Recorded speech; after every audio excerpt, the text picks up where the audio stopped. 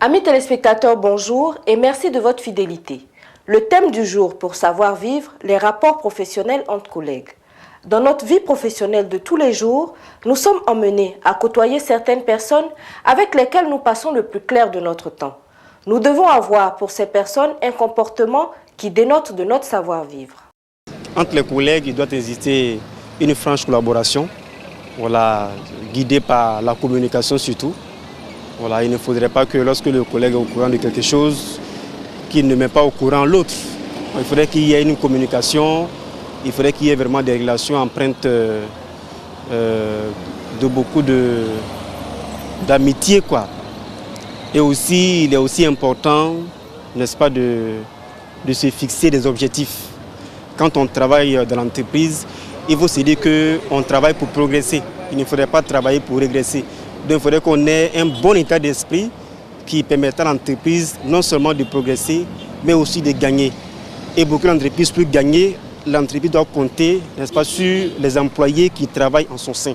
En entreprise, il est bon de saluer vos collègues. Et si vous les connaissez suffisamment, serrez-leur la main ou inclinez légèrement la tête avec un petit sourire.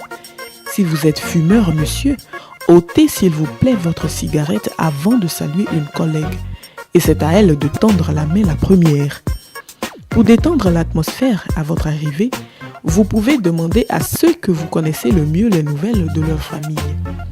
Mais ne soyez pas indiscret dans vos questions et faites en sorte que cela ne passe pas pour un interrogatoire. Écoutez, la vie privée, la vôtre comme la leur, doit rester indépendante de la vie professionnelle. Il n'est pas question de faire des confidences d'ordre privé à vos collègues ou à vos supérieurs.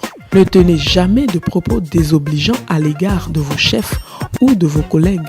Si votre supérieur hiérarchique vous donne des ordres, même s'ils paraissent aberrants, ne les discutez surtout pas. Faites-lui calmement la remarque. Votre soirée d'hier a dû être très intéressante. Ce n'est pas la peine d'en parler à vos collègues pendant qu'ils sont en service. Attendez plutôt le moment de la pause.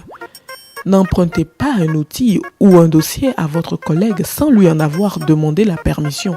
Ou bien alors, laissez-lui un mot s'il s'est absenté. Évitez de vous laisser aller à la colère pour un oui ou pour un non. N'abusez pas de cigarettes si vos collègues en sont gênés.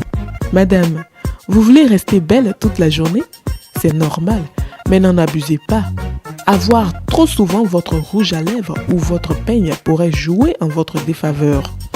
Enfin, ne vous inondez pas de parfum. Évitez de violentes senteurs. Une eau de toilette fraîche et discrète ferait l'affaire. Il faut retenir tout simplement que la vie professionnelle a des règles qui sont inhérentes à la bonne marche d'une entreprise. J'ai eu beaucoup de plaisir à être en votre compagnie. N'oubliez pas de nous faire part de vos préoccupations. Bonne soirée, au revoir.